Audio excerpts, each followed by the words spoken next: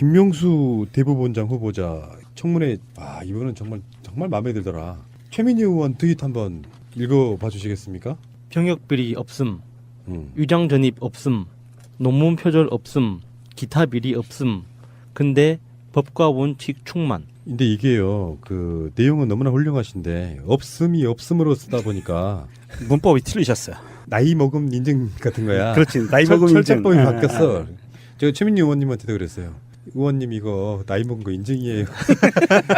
실제로 그럴 수밖에 없는 게 이게 지금요. RT가 1,400개 정도 갔는데 대다수의 댓글이 없음을 교정해 주는 거예요. 숨이 아니라 음입니다. 이렇게 바뀌어주고 있고요. 이거 최민희 의원님이 그걸 또 받아들였어요. 자기 실수 인정하고 받아들였고요.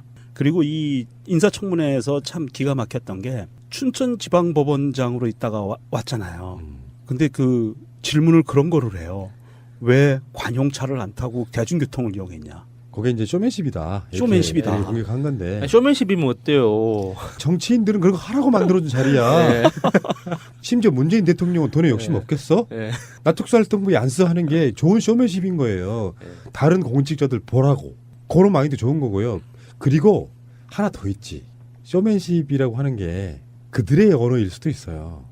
이게 내가 특별한 어떤 사상과 이념을 갖고 그게 아니더라도 생활 신조가 나는 공무원일 뿐이다. 뭐 대중교통 타는 게 뭐 어때서 정말 쿨한 사람들이 있단 말이에요. 그러니까 그렇게 공격하는 사람들은 지 기준에서는 그게 쇼로 보일지 모르겠지만 아니 그러면은 국회의원이나 무슨 법관이나 대법원장 이런 사람들은 관용차를 타야 되냐고. 아닌 세상으로 가고 있잖아요. 그런 거 그렇죠. 증명이 될 수가 없는 거라고. 그러니까 지금 김명수 대법원장 후보자가 관용차를 타고 서울로 올 경우에는 문제가 생길 것 같다. 법적으로 본인의 판단이 그거였어요. 왜냐하면 춘천지방법원장에게 준 관용차지 김명수 개인에게 준 게 아니기 때문에 이분 칼 같으시네. 네, 칼 같은 거예요. 그래서 춘천에서 그 법원장으로 있으면서 업무를 볼 때는 관용차를 쓰는 게 맞는데 그것이 아니라 대법원장으로 지명을 받아서 국회로 오고 서울로 오는 상황에서는 관용차를 쓰면 안 된다라는 그런 법적인 판단을 한 거예요. 이런 분을 상사로 모시면 정말 피곤합니다. 피곤하겠다. 네. 근데 공무원은 피곤해야 돼 그러면은. 그러면. 네, 맞아요. 정반대로 관용차를 타고 왔으면요 뭐라고 공격했냐면 그렇죠. 아니 그 불법이다. 어떤 구분도 못하고 말이야. 네. 당신은 대법원장 후보자로 온 건데 왜 춘천 법원장 너무 뻔한 거죠, 그거는. 그런 식일 거고 네. 더 골 때리는 게 장제원이었어요. 아이 그 사람 참. 장제원이 뭐라 그랬냐면은 춘천의 지방 법원장이 대법원장이 되는 거는 춘천의 경찰서장이 경찰청장이 되는 거랑 똑같다 이렇게 해요. 뭔 개소리야. 아니, 그렇게 되면 안 돼. 그렇게 될 수도 있죠. 그게 능력 때문에 하는 거지. 그게 얘가 그러니까 아주 고정관념에 사로잡혀 있다는 단적인 예를 보여주는 거거든요. 지금 사법부 개혁에 있어서 가장 중요한 지점이 기수 파괴. 예. 계속 적체가 돼 있다 보니까 그들의 관성대로만 사법부가 안 바뀌는 거예요. 그래서 기수가 한 13기 차이 나는 사람을 대법원장으로 지명할 때는 사법부 개혁을 위해서 그런 상징성을 보여준 거거든. 그게 컨셉이었다고 한마디로 말하면. 그 컨셉을 뭐 나무라고 있는 거예요. 장재원 의원에 관해서 에드워드 탁님의 트윗입니다. 여기 좀 이게 육두문자가 남발하니까 알아서 들어주십시오. 장재원, 김명수 춘천원장서 대법원장 구테타 때나 가능한 일이다. 이렇게 발언을 했다라고 하네요. 그래서 재원아, 배운 놈이 또라이 같은 말을 하니 병신아. 선출직과 임명직의 차이를 모르니 어찌 임명직을 윗사람이 추천해서 뽑는데 구테타니? 이렇게 올려주셨네요. 굉장히 강직하신 것 같은데 이게 보니까 뭐 이런 미담 노출도 야당에서 알아서 밝혀주시니까 감사한 거고 뭐 재산 관련해서 보면요. 재산이 부모 재산까지 8억 6천만 원이고 그중에 7억이 전세금이에요. 그러니까 기동민 의원이 이렇게 얘기합니다. 법관 30년 하면서 너무 경제적으로 무능한 거 아니냐. 그런데 김 후보자가 이렇게 대답합니다. 재산이 너무 적다고 생각하지 않는다. 32년 월급으로 살면서 그게 작거나 무능하다는 말을 들을 정도는 아니라고 생각한다. 부동산은 분양받은 적도 없고 위장전입, 세금 탈루, 논문 표절도 없다. 퇴임 후 변호사 개업 계획도 없다. 야, 정말 완벽한. 그러니까 그 공무원이 아니 월급쟁이가 순수하게 월급으로 살면서 청렴하게 살면서 딴 데 한눈 팔지 않고 사실은 저런 8억 9억이라는 돈을 모으는 것도 사실은 그게 쉬운 게 아니에요. 그러니까 법조인들이요. 더 모을 수 있는 방법은 사실은 지금까지는 최선 부장 검사 판사쯤 하고 나서 그 지역에서 변호사 사무실 내면 네. 정관예우 받는 거였어요. 네. 실제로 공무원이면서 돈을 많이 모았던 사람들은 사실 문제가 있는 거죠. 이분은 제가 봤을 때는요, 쇼도 아닌 것 같고요. 그들 수준에서 봤을 때 쇼인 것 같고 원래 폼성이 그런 사람이다. 네, 그런 것 같아요. 그 이정렬 전 판사가 그 어떤 인터뷰에서 하는 이야기를 보면 후배들이 가장 존경하는 선배 판사 탑3에 항상 이름이 있는 분이라고 하시더라고요. 어제 그 백혜린 의원이 한 말이 좀 굉장히 와닿았었는데, 김명수 후보자에 대해서 뭐 투기한 사실 없고 분양받은 사실도 없고 위장전입도 없고 세금 탈루 넘은 표도 없단 말이에요. 야당이 문제 제기 못하는 이유가 있다. 대법원 공직자윤리위원회가 공개한 재산 신고 내역을 보면 고위 법관 가운데 100억 이상이 5명, 169명 평균 재산 신고액이 22억 9,476만 원. 지난해보다 2억 6천만 원 늘었는데 김 후보자는 31년 근무해서 배우자와 합산해서 6억 원이다. 평균의 3분의 1도 못 미친다. 할 말 없는 거죠. 은퇴 후 변호사 개업할 생각도 없다. 배우자 입장에서는 결혼 당시에는 이런 모습이 되게 좋아서 결혼을 했을 것 같은데 속 끌지? 네, 30년 지나서 나 퇴임 후에도 변호사 안 해 이러면 화날 것 같아요. 아니, 지금쯤이면 이제 다 비슷하게 생각하시면서 사시겠죠. 그 변호사 개업을 할 생각도 없다는 것을 보니까 아 이게 대단한 분인데요. 세상의 모든 가치 기준을 돈, 출세로만 보면 안 되는 거예요. 진짜 그렇죠. 멋있다. 예. 그러니까 이런 분이 사법부 개혁을 해야지. 예를 들어서 사법부 개혁하겠다고 들어왔는데 투기 의혹도 있고 위장적인 의혹도 있으면 어떻게 그걸 개혁을 해? 우리가 이명박이 대통령 당선됐을 때 했단 말이 그거예요. 청렴하란 말 이제 못한다. 실제로 부정부패가 만연해 버렸잖아요. 특히 사람들 중에 제일 무서운 사람이 누구냐면 아쉬운 게 없는 사람이에요. 이런 김명수 후보자 같이 정말 너무 투명해서 다 들여다 보이고 어떤 욕심도 아쉬운 것도 없는 분들은 사실 무서울 게 없죠. 가장 두려운 존재일 거예요. 자유당 같은 경우에는. 저는 가장 잘하는 인사로 김희수, 김명수 예. 이렇게 꼽았었잖아요. 예. 예. 이거는 뭐 같이 혁명에 가까운 건데 사실은 어떻게 보면 상식적으로 이제는 그런 분이 대법원장이 돼야 맞는 거라고 보면 뭐랄까 혁명적인 게 아니고 기존의 관념에 비추었을 때는 혁명적일지 모르나 당연한 거거든요. 이런 공직자가 저는 있었다는 게 좀 신기하고요. 싸잡아서 이제부터 판사를 비판할 일은 없을 겁니다. 정우택 그 원내대표가 그랬잖아요. 김명수, 인준환 무슨 수를 써서라도 부결시켜야 한다. 왜 부결시키고 싶어 하는지 알 것 같아요. 예. 너무 제일- 보이죠? 제일 무서운 사람이죠, 진짜. 근데 이게 이제 상식의 정치라는 게 있어. 지금까지는 비상식이었다고 칩시다. 그래서 종편의 패널들이 서로 토론을 해요. 그러면 김명수 후보자는 인준 될 것 같습니까? 안 될 것 같습니까? 물어요. 거기서 의견이 갈려요. 한 번 피맛을 본 야당이 김명수도 끌어내리려고 할 것이다 하는 사람이 있고, 피맛을. 근데 국민의당이 역풍을 지금 맛보고 있는 거잖아요. 예, 예. 국민의당이 이번에 김명수 부결시키면 감당이 안 될 어떤 그 후폭풍 때문에 가루가 될 것이다. 무조건 뭐, 해줄 예. 것이다. 예. 두 의견이 갈리는데 여러분은 어떻게 생각하십니까? 국민의당이 좀 떨고 있지 않을까 싶어요.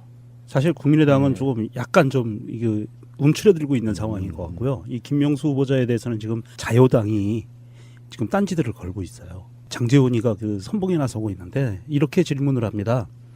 장제원이 박시환 전 대법관, 강금실 전 법무부 장관, 민주당 박범계 의원 등의 이름을 거론하면서 참여정부 당시 우리법연구회 소속 인사들이 주요 보직을 맡았다 하고 사법개혁이라는 미명하에 사법권력을 장악하려고 한다. 정권 교체 이후 다시 사법권력 장악을 기도하고 있다. 막 이런 식으로 얘기하고 있는데 이게 말하면 색깔론. 예, 색깔론이죠. 여기에 대해서 민주당 고영진 의원이 국제인권법연구회에 대해 우리법연구회의 후신이란 말이 붙는 이유는 제왕적 대법원장에서 비롯된 사법 관료회의 이견을 제시하고 개혁을 모색했기 때문이다. 이런 이야기를 하거든요. 지금 쟤네들 자유당 쪽이나 이쪽의 그 적폐 세력들에게는 무서운 거예요. 이런 청렴하고 칼 같은 그리고 원칙을 지키는 사람이 들어온다고 하는 순간 자기들이 앞으로 정치적인 그 행동을 하거나 아니면 자기의 후견인들, 자기의 꼬붕들이 당할 그 엄정한 그 재판의 잣대를 감당하기가 힘들어지는 거죠. 겁나는 거죠. 그래서 무서워하는 거기 때문에 이거 반드시 떨어뜨리려고 지금 기를 쓰고 있는 것 같습니다. 국민의당뿐만 아니라 제 생각이에요. 자유한국당도 김명수 후보자까지 떨어뜨리기에는 좀 힘들 거예요. 그냥 그 흠집내기 정도로 가지. 뭐 물론 찬성 반대를 떠나가지고 표결은 반대로 할 수 있겠지만 김명수 대법원장 후보자까지 만약에 부결된다 그러면 정말 국민이 가만히 있겠어요? 전체적인 지지율 추이를 봤을 때 자유한국당은 더 이상 잃을 게 없는 상황에서 가장 위험한 요소를 법원에 박아넣는 게 지금 김명수 후보자거든요. 그러니까 제가 볼 때는 어떤 피해를 어떤 감수하고서라도 최선을 다해서 김명수 후보자를 막으려고 하지 않을까 싶어요. 이게 김명수 후보자가 실제 대법원장에 취임하고 나서 이후에 법원의 변화를 상상해 보면 그게 더 무섭죠. 지금 국민들의 지지를 뭐 어차피 낮은 지지율에서 이렇게 그 조각이잖아요. 작은 조각만 차지하고 있는데 여기에서 더 줄어들어봤자 얼마나 줄어들겠어요. 자신들이 그동안 벌려놨던 어떤 범죄 행위들에 대해서 정말 투명하게 그 판단받고 처벌받게 된다면 자기들은 앞으로 정치를 못하는 거죠. 그 개개인들이. 그러니까 뭐 자유한국당이라는 당 자체가 뭐 쪼개지고 뭐 이런 거는 사실 그 당사자들의 관심 사항은 아니거든요. 자기 개개인의 생존이 걸려 있는 건데 이 김용수라는 인물 하나를 통해서 그 사람들의 이해관계가 딱 집중될 수밖에 없잖아요. 이상적인 평론 감사합니다. 아, 고맙습니다. 이렇게 봐요. 부자이거나 권력을 가진 자들이 저렇게 뻔히 알고 있지만 그 자리 지키고 있는 이유가 뭐예요? 사실 법 때문이에요. 무법천지가 되면 가장 먼저 쳐 죽일 놈들인 거야. 저런 놈들인 거야. 그래서 특별히 위법한 행위를 하지 않은 이상 김명수가 당장 된다고 해서 그 사람들이 손해보는 건 사실 없다. 그것은 일단 검찰도 거쳐야 되고 경찰도 네. 뭐 이 과정이라는 게 있잖아요. 고도하게 뭐 김명수를 뽑으면 우리가 다 주고 이런 관점은 아닌 것 같고 일단 정권 흠집내게 하는 거예요.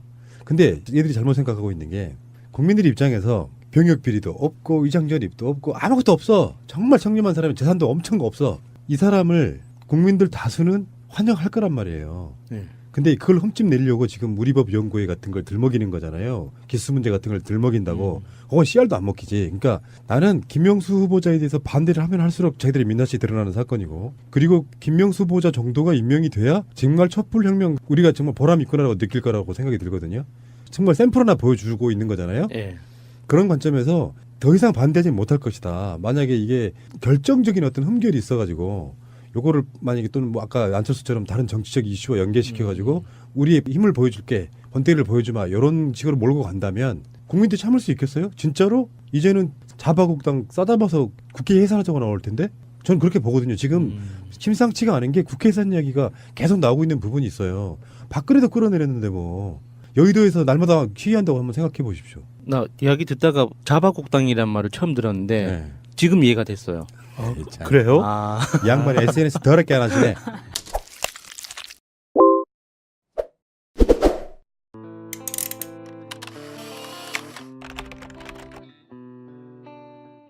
김명수 대법원장 후보자 청문회, 이거는 정말 마음에 들더라. 최민희 의원 트윗 한번 읽어봐 주시겠습니까?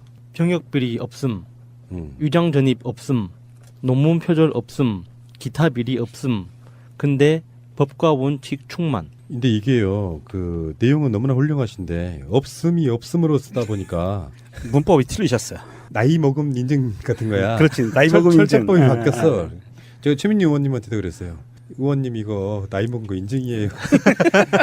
실제로 그럴 수밖에 없는 게 이게 지금요. RT가 1,400개 정도 갔는데 대다수의 댓글이 없음을 교정해 주는 거예요. 숨이 아니라 음입니다. 이렇게 바뀌어주고 있고요. 이거 최민희 의원님이 그걸 또 받아들였어요. 자기 실수 인정하고. 때리는 게 장제원이었어요. 아이 그 사람 참. 장제원이 뭐라 그랬냐면은 춘천의 지방법원장이 대법원장이 되는 거는 춘천의 경찰서장이 경찰청장이 되는 거랑 똑같다 이렇게. 뭔 개소리야. 아니, 그렇게 되면 안 돼. 그렇게 될 수도 있죠. 그게 능력 때문에 하는 거지. 그게 얘가 그러니까 아주 고정관념에 사로잡혀 있다는 단적인 예를 보여주는 거거든요. 지금 사법부 개혁에 있어서 가장 중요한 지점이 기수 파괴. 예. 계속 적체가 돼 있다 보니까 그들의 관성대로만 사법부가 안 바뀌는 거예요. 그래서 기수가 한 13기 차이 나는 사람을 대법원장으로 지명할 때는 사법부 개혁을 위해서 그런 상징성을 보여준 거거든. 그게 컨셉이었다고 한마디로 말하면. 그 컨셉을 뭐 나무라고 있는 거예요. 장제원 의원에 관해서 에드워드 탁님의 트윗입니다. 여기 좀 이게 육두문자가 남발하니까 알아서 들어주십시오. 장제원, 김명수 춘천원장서 대법원장 구태타 때나 가능한 일이다. 이렇게 발언 받아들였고요. 그리고 이 인사청문회에서 참 기가 막혔던 게 춘천지방법원장으로 있다가 왔잖아요. 근데 그 질문을 그런 거를 해요. 왜 관용차를 안 타고 대중교통을 이용했냐. 그게 이제 쇼맨십이다. 이렇게 쇼맨십이다. 공격한 건데 아니, 쇼맨십이면 어때요? 정치인들은 그런 거 하라고 만들어준 자리야. 네.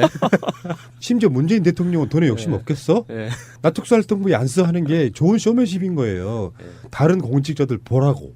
그런 마인드 좋은 거고요. 그리고 하나 더 있지.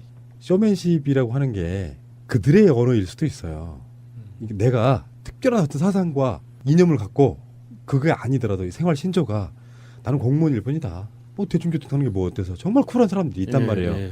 그러니까 그렇게 공격하는 사람들은 지 기준에서는 그게 쇼로 보일지 모르겠지만 아니 그러면은 국회의원이나 무슨 법관이나 대법원장 이런 사람들은 관용차를 타야 되냐고. 아닌 세상으로 가고 있잖아요. 그런 거 그렇죠. 증명이 될 수가 없는 거라고. 그러니까 지금 김명수 대법원장 후보자가 관용차를 타고 서울로 올 경우에는 문제가 생길 것 같다. 법적으로 본인의 판단이 그거였어요. 왜냐하면 춘천지방법원장에게 준 관용차지 김명수 개인에게 준 게 아니기 때문에 이분 칼 같으시네. 네, 칼 같은 거예요. 그래서 춘천에서 그 법원장으로 있으면서 업무를 볼 때는 관용차를 쓰는 게 맞는데 그것이 아니라 대법원장으로 지명을 받아서 국회로 오고 서울로 오는 상황에서는 관용차를 쓰면 안 된다라는 그런 법적인 판단을 한 거예요. 이런 분을 상사로 모시면 정말 피곤합니다. 피곤하겠다. 네.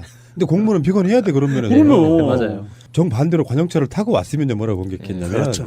아니 그 굴법이다. 어떤 구분도 못하고 말이야. 네. 당신은 대법원장 후보자로 온 건데 왜 춘천 법원장 너무 뻔한 거죠, 그거는. 그런 식일 거고 네.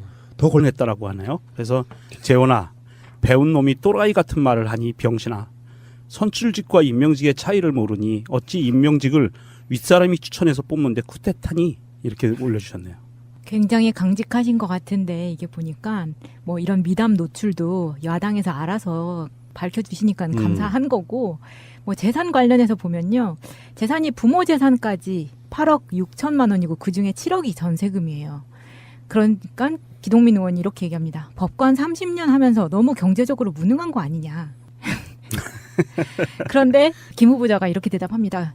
재산이 너무 적다고 생각하지 않는다. 32년 월급으로 살면서 그게 작거나 무능하다는 말을 들을 정도는 아니라고 생각한다. 부동산은 분양받은 적도 없고 위장 전입, 세금 탈루, 논문 표절도 없다. 퇴임 후 변호사 개업 계획도 없다. 야, 정말 완벽한